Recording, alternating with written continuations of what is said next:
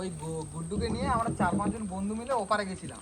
তা এরকম নদীর ধারে ফেঁকিয়ে দিয়েছে, এত দূরে তাই নিয়ে একদম গাছে ফেঁকিয়ে দিয়ে নঙ্গর টঙ্গর দিয়ে দন ফেলছি। এবারে সবার মুখ জলের দিকে, নদীর দিকে নেই, ঠিক আছে, জঙ্গলের দিকে আছে। তখন ওই গুড্ডু বলছে ও কিছু ফেলেনি, ও জঙ্গলের দিকে লক্ষ্য করছে এরকম করে বসে।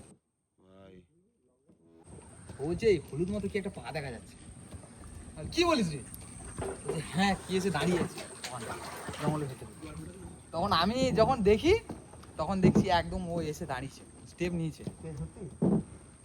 স্টেপ নিয়েছে মানে সব রেডি, ও পুরো একদম ও নিচে দেখছে কাউকে হেঁটে নিয়েছে। ও দাঁড়িয়ে দাঁড়িয়ে দেখছে। 5 জনের মধ্যে একজন ঠিক করেছিল। হ্যাঁ, যাকে করেছিল ওই জানে।